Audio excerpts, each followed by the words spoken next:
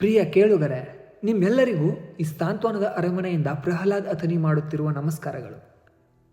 ಸದ್ಯಕ್ಕೆ ನನ್ನ ಪರಿಚಯ ಬೇಡ, ಆದರೆ ಸಾಂತ್ವನದ ಅರಮನೆಯ ಪರಿಚಯ ಆಗೋದು ತುಂಬ ಮುಖ್ಯವಾಗಿದೆ. ಜೀವನ ಅನ್ನೋದು ಎಲ್ರಿಗೂ ಅಷ್ಟೊಂದು ಸುಲಭ ಅಲ್ಲ ನೋಡಿ. ಬಹಳಷ್ಟು ಸಂಬಂಧಗಳು ಬರ್ತವೆ, ಬಂದಷ್ಟೇ ಸಂಬಂಧಗಳು ಕಳಿಸಿಕೊಂಡು ಹೋಗ್ತಾ ಇರ್ತವೆ. ಜೊತೆಗೆ ಅಪ್ಪ ಅಮ್ಮನ ಜೊತೆ, ಅಮ್ಮ ಅಪ್ಪನ ಜೊತೆ, ಹುಡುಗ ಹುಡುಗಿ ಜೊತೆ, ಹುಡುಗಿ ಹುಡುಗನ ಜೊತೆ, ಅಣ್ಣ ತಮ್ಮನ ಜೊತೆ, ತಮ್ಮ ಅಣ್ಣನ ಜೊತೆ, ಅಕ್ಕ ತಂಗಿ ಜೊತೆ, ತಂಗಿ ಅಕ್ಕನ ಜೊತೆ, ಗೆಳೆಯ ಗೆಳತಿ ಜೊತೆ, ಗೆಳತಿ ಗೆಳೆಯನ ಜೊತೆ. ಹೀಗೆ ನಮಗೆ ಬೇಕಾಗಿರೋ ಅತಿ ಹತ್ತಿರ ಇರೋ ಸಂಬಂಧಗಳೊಡನೆ ಜಗಳ ಮಾಡಿಕೊಂಡು, ಮನಸ್ತಾಪ ಮಾಡಿಕೊಂಡು, ಮಿಸ್ಅಂಡರ್ಸ್ಟ್ಯಾಂಡಿಂಗ್ ಮಾಡಿಕೊಂಡು ಡಿಪ್ರೆಷನ್ಗೆ ಹೋಗಿಬಿಟ್ಟಿರ್ತೀವಿ. ಇಂಥ ಸಂದರ್ಭದಲ್ಲಿ ಮನಸ್ಸಲ್ಲಿರೋ ನೋವನ್ನು ಯಾರಿಗೆ ಹೇಳೋದು? ಸ್ನೇಹಿತರ ಹತ್ರ ಹೇಳ್ಕೊತೀರಾ? ಅವ್ರೇನಾದರೂ ಅದನ್ನು ಮಜಾಕಾಗಿ ಚುಡಾಯಿಸ್ಬಿಟ್ರೆ, ಇಂಥ ನೋವುಗಳನ್ನು ಅಪ್ಪ ಅಮ್ಮನ ಹತ್ರ ಹೇಳೋ ವಿಷಯ ಅಂತೂ ಅಲ್ವೇ ಅಲ್ಲ. ಇನ್ನು ಮನಸ್ಸಲ್ಲಿರೋರು ಹೇಳಬೇಕಂದ್ರೆ ಆ್ಯಕ್ಚುಲಿ ಈ ನೋವನ್ನು ಮನಸ್ಸಲ್ಲಿರೋರೇ ಮಾಡಿರ್ತಾರೆ. ಅಂಥ ಸಂದರ್ಭದಲ್ಲಿ ಎಲ್ರಿಗೂ ನೆನಪಾಗೋದೆ ಈ ನಮ್ಮ ಸಾಂತ್ವನದ ಅರಮನೆ. ಅರ್ಥ ಆಯಿತು ಅನ್ಕೊತೀನಿ. ಅಂದರೆ ಈ ಪ್ರಪಂಚದಲ್ಲಿ ನಮ್ಗೆ ಯಾರೂ ಇಲ್ಲ, ನಮ್ಮಲ್ಲಿರೋ ನೋವು ಯಾರಿಗೆ ಹೇಳೋದು, ನಮ್ಮ ಜೊತೆ ಅಂತ ಯಾರೂ ಇಲ್ಲ, ನಮ್ಮ ನೋವು ಕೇಳೋರು ಯಾರೂ ಇಲ್ಲ, ಒಂದೆರಡು ಸಮಾಧಾನ ಮಾತಾದರೂ ಯಾರು ಕೇಳ್ತಾರೆ, ಎಲ್ಲಿಂದ ಕೇಳಿ ಅಂತ ನಿಮ್ಗೆ ಅನಿಸುತ್ತೋ ಅಥವಾ ಯಾರು ಅನಿಸುತ್ತೋ ಅಂಥ ಸಂದರ್ಭದಲ್ಲಿ ಅವ್ರಿಗೆ ನೆನಪಾಗೋದೇ ಸಾಂತ್ವನದ ಅರಮನೆ. ಜೊತೆಗೆ ನಿಮ್ಗಾದರೂ ಕೂಡ ಅಂಥ ಸಂದರ್ಭ ಬಂದರೆ ಈ ಸಾಂತ್ವನದ ಅರಮನೆಯನ್ನು ಒಂದು ಸಾರಿ ನೆನಪು ಮಾಡ್ಕೊಳ್ಳಿ. ಖಂಡಿತ ನಿಮ್ಮ ಒಂದು ನೋವಿಗೆ ಫೈನಾನ್ಸಿಯಲಿ ಸಪೋರ್ಟ್ ಮಾಡದೆ ಇದ್ದರೂ ಕೂಡ ಅಥವಾ ಫೈನಾನ್ಸಿಯಲ್ ಸಪೋರ್ಟ್ ಮಾಡೋಕ್ಕಾಗದೆ ಇದ್ದರೂ ಕೂಡ ನನ್ನೊಂದೆರಡು ಮಾತುಗಳಿಂದ ನಿಮ್ಗೇನು ಸಮಾಧಾನ ಹೇಳಬೇಕು, ಸಾಂತ್ವನ ಹೇಳಬೇಕು ಅಷ್ಟು ಮಾತ್ರ ನಾನು ಮಾಡ್ತೀನಿ. ಅದನ್ನ ಮಾಡ್ತಾನೆ ಏನೋ ನಿಮ್ಮ ಪ್ರೀತಿ ಆಶೀರ್ವಾದದಿಂದ ಈ ಒಂದು ಕಾರ್ಯಕ್ಕೆ, ಈ ಒಂದು ಪೇಜ್ಗೆ ಸಾಂತ್ವನದ ಅರಮನೆ ಅಂತ ಒಂದು ಹೆಸರು ಕೊಟ್ಟಿದ್ದೀನಿ. ಕೇಳೋಕ್ಕೂ ಚೆನ್ನಾಗಿದೆ, ಕಾರ್ಯನ ಚೆನ್ನಾಗಿ ಮಾಡ್ತಿದೆ ಅಂತ ಭಾಳಷ್ಟು ಜನ ಹೊಗಳ್ತಾರೆ, ಕಮೆಂಟ್ ಕೂಡ ಹಾಕ್ತಾರೆ, ಕಾಲ್ ಮಾಡಿದಾಗೂ ಕೂಡ ಹೇಳ್ತಾರೆ. ಸೊ ನಿಮ್ಮ ಪ್ರೀತಿ ಪ್ರೋತ್ಸಾಹ ಎಲ್ಲಿವರೆಗೂ ಇರುತ್ತೋ ಅಲ್ಲಿವರೆಗೂ ಕೂಡ ಎಲ್ಲರ ನೋವಲ್ಲೂ ಕೂಡ ನಾನು ನಿಮ್ಮೊಂದಿಗೆ ಇರ್ತೀನಿ ಅಂತ ಹೇಳ್ತೀನಿ. ಇನ್ನು ಸದ್ಯಕ್ಕೆ ನನ್ನ ಪರಿಚಯ ಏನೂ ಬೇಡ, ಮುಂದಕ್ಕೆ ಹೋದಂಗೆ ಗೊತ್ತಾಗತ್ತೆ. ಇದು ನಿಮ್ಮ ನೆಚ್ಚಿನ ಸಾಂತ್ವನದ ಅರಮನೆಯ ಒಂದು ಮೊದಲನೇ ಎಪಿಸೋಡ್ ಅಂತ ಅಂದ್ಕೊಳ್ಳಿ. ಇದರಲ್ಲಿ ನಾನು ನಿಮ್ಮ ಜೊತೆ ಹಂಚ್ಕೋಬೇಕಾಗಿರೋದೇನೆಂದರೆ, ಇಲ್ಲ ಅನ್ನೋದ್ರಲ್ಲೇ ಎಲ್ಲ ಅಂತಕ್ಕಂಥದ್ದು. ಹೀಗೆ ಖಾಲಿ ಕೂತಾಗ ಅವಾಗವಾಗ ಏನೇನೋ ಬರಿತಾ ಇರ್ತೀನಿ. ನಾನೇನು ದೊಡ್ಡ ಕವಿ ಬರಹಗಾರ ಅಲ್ಲ, ಆದರೂ ಕೂಡ ಸ್ವಲ್ಪ ಬುಕ್ ಓದೋ ಹವ್ಯಾಸ, ಆ ಕಡೆ ಈ ಕಡೆ ಪ್ರವಚನ ಕೇಳೋ ಅಭ್ಯಾಸ, ಅವೆಲ್ಲನೂ ಕೇಳಿದ್ಮೇಲೆ ನನಗೆ ಅನಿಸಿರೋದನ್ನು ಆವಾಗವಾಗ ಬರಿತಾ ಇರ್ತೀನಲ್ಲ. ಆವಾಗಲೇ ಬರೆದಿರ್ತಕ್ಕಂಥ ಒಂದು ಆರ್ಟಿಕಲ್ಲು ಪ್ರತಿ ಸಂಡೇ UFN ಅಂತ ಒಂದು ಪೇಪರ್ ಬರುತ್ತೆ. ಆ ಪೇಪರಲ್ಲಿ ಇದು ಪಬ್ಲಿಷ್ ಆಗಿರ್ತಕ್ಕಂಥ ಆರ್ಟಿಕಲ್ ನಿಮ್ಮ ಜೊತೆ ಹಂಚ್ಕೋತೀನಿ. ಇಷ್ಟ ಆದರೆ ಏನು ಮಾಡಬೇಕಂತ ಗೊತ್ತಲ್ಲ, ನಿಮ್ಮ ಪ್ರೀತಿ ಪ್ರೋತ್ಸಾಹ ಇರೋವರೆಗೂ ಏನಕ್ಕೆ ಹೆದರ್ಬೇಕು ಬಿಡಿ. ಅದಕ್ಕಿಂತ ಮುಂಚೆ ಒಂದೊಳ್ಳೆ ಸಾಂಗ್ ಹಾಕ್ತೀನಿ, ಕೇಳ್ಕೊಂಡು ಬರೋಣ. ದಾನ ಧರ್ಮ ಮೊದಲೇ ಇಲ್ಲ, ಗಳಿಸಿ ಇಟ್ಟಿದೆಯಲ್ಲ. ದಾನ ಧರ್ಮ ಮೊದಲೇ ಇಲ್ಲ, ಗಳಿಸಿ ಇಟ್ಟಿದೆಯಲ್ಲ. ಒದಗಿ ಬಂತು ಮರಣದ ಕಾಲ, ನೀ ಹೋದ ಮ್ಯಾಲೆ ಇದು ಎರಪಾಲ. ಯಾರ ಹೊಲ ಯಾರ ಮನಿ ಮೆಚ್ಚಿ ಕುಂತಿ ಸುಳ್ಳೇ ಎಲ್ಲ. ಯಾರ ಹೊಲ ಯಾರ ಮನಿ ಮೆಚ್ಚಿ ಕುಂತಿ ಸುಳ್ಳೇ ಎಲ್ಲ. ಮನುಷ್ಯನ ಮನಸ್ಸು ಎಷ್ಟು ವಿಸ್ಮಯಕಾರಿ ಅಲ್ಲವೇ?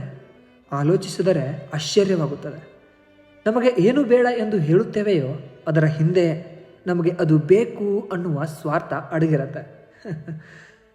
ನನಗೊಂದು ವಿಷಯ ಇಷ್ಟ ಆಗಿಲ್ಲ ಎಂದು ಮೇಲ್ನೋಟಕ್ಕೆ ಹೇಳಿದರೂ ಅದರ ಆಳದಲ್ಲಿ ಆಕಾಶದಷ್ಟು ಪ್ರೀತಿ ಸುಪ್ತವಾಗಿರುತ್ತದೆ.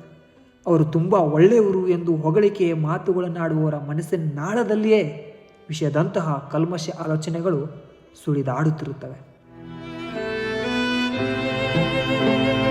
ವಿಚಿತ್ರವೆಂದರೆ, ಈ ಮನುಷ್ಯ ಸದಾ ತನ್ನ ಬಳಿ ಇರುವುದನ್ನೆಲ್ಲ ನಿರ್ಲಕ್ಷಿಸಿ ದೂರದಲ್ಲಿ ಕಾಣುವ ಮರೀಚಿಕೆಯಂತೆ ಇಲ್ಲದಿರುವುದ ಕಡೆಗೆ ಮನಸ್ಸು ಹರಿಬಿಡುತ್ತಾನೆ.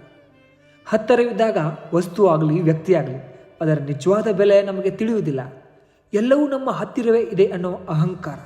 ಆದರೆ ಒಮ್ಮೆ ಅವು ದೂರವಾದಾಗ, ಕೈ ತಪ್ಪಿ ಹೋದಾಗ ಪಶ್ಚಾತ್ತಾಪದ ಬೆಂಕಿಯಲ್ಲಿ ಬೆಂದರೂ ಪ್ರಯೋಜನಕ್ಕೆ ಬರುವುದಿಲ್ಲ. ಆವಾಗ ಮನಸ್ಸು ಚಡಪಡಿಸುತ್ತದೆ. ಕಳೆದುಕೊಂಡದ್ದನ್ನು ನೆನೆದು ಕೊರಗುತ್ತದೆ.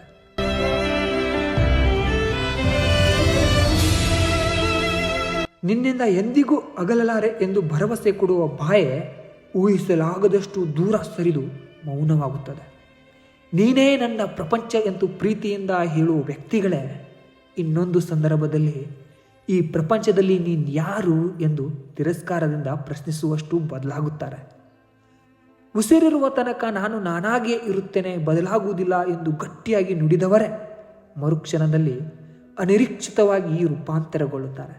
ನಂಬಿಕೆ ಎನ್ನುವ ಅಮೂಲ್ಯ ಆಯುಧವನ್ನು ನಮ್ಮ ಕೈಗೆ ಕೊಟ್ಟು ಆಳವಿಲ್ಲದ ನಡು ಸಮುದ್ರದಲ್ಲಿ ಮುಳುಗುವಂತೆ ಕೈಬಿಟ್ಟು ಹೊರಟು ಹೋಗುತ್ತಾರೆ. ತಪ್ಪುಗಳನ್ನು ಮರೆತಿದ್ದೇವೆ ಎಂದು ಹೇಳಿಕೊಳ್ಳುವ ಜನರೇ ಆಂತರ್ಯದಲ್ಲಿ ಕ್ಷಮಿಸುವುದಿಲ್ಲ. ಒಂದು ವೇಳೆ ಕ್ಷಮಿಸಿದರೂ ಆ ತಪ್ಪುಗಳನ್ನು ಮಾತ್ರ ಮರೆಯಲು ಸಾಧ್ಯವೇ ಇಲ್ಲ. ನಿನ್ನ ಸಮ್ಮುಖದಲ್ಲಿ ನಿನಗೆ ಮುಖಸ್ತುತಿ ಮಾಡುವ ಜನರೇ ನಿನ್ನ ಬೆನ್ನ ಹಿಂದೆ ನಿಂದಿಸುತ್ತಾರೆ. ಪ್ರೀತಿಯೇ ಜೀವನದ ಮುಖ್ಯ ಆಧಾರ ಎಂದು ಬೋಧಿಸುವವರ ಮನಸ್ಸಿನಲ್ಲಿ ಕಾಮನೆ ಮನೆ ಮಾಡಿರುತ್ತದೆ.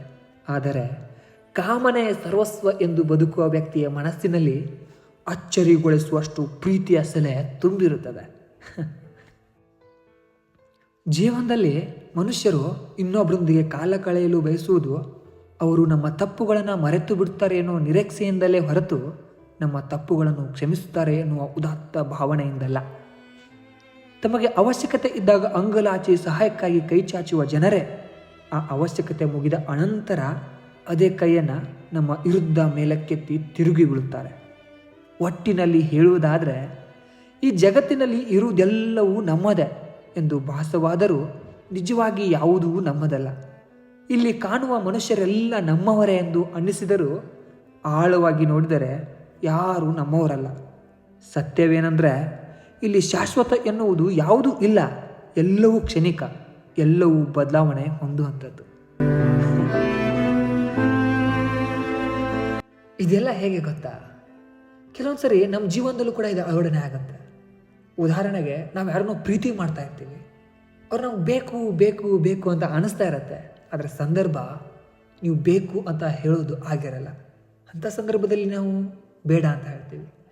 ನಾವು ಎಷ್ಟೇ ಮೇಲ್ನೋಟಕ್ಕೆ ನೋಡಿದರೂ ಬೇಡ ಅಂತ ಹೇಳಿದರೂ ಕೂಡ ಮನಸ್ಸಿನ ಆಳದಲ್ಲಿ ಅವರು ಬೇಕು ಅಂತಕ್ಕಂಥದ್ದು ಕಾಡ್ತಾ ಇರುತ್ತೆ. ನಾವು ಎಲ್ಲರ ಹತ್ರ ಲೈಕ್ ಆ ಪ್ಲೇ ಬಾಯ್ ಥರ ಆ್ಯಕ್ಟ್ ಮಾಡಿದ್ರೂ ಕೂಡ ಒಬ್ಬೊಬ್ಬರೇ ಇದ್ದಾಗ ಅಂತರಾಳದಲ್ಲಿ ಆ ಒಂದು ನಮ್ಮ ದೇವತೆಯನ್ನು ಆರಾಧನೆ ಮಾಡ್ತಿರ್ತೀವಲ್ಲ, ಅದು ಮಾತ್ರ ಬಿಟ್ಬಿಡೋಕ್ಕಾಗಲ್ಲ. ಅದಕ್ಕೆ ಇಲ್ಲ ಅನ್ನೋದರಲ್ಲೇ ಎಲ್ಲ ಅಂತಕ್ಕಂಥದ್ದು. ಕೆಲವೊಂದು ಸರಿ ನೇರವಾಗಿ ಹೇಳೋಕ್ಕಾಗಲ್ಲ.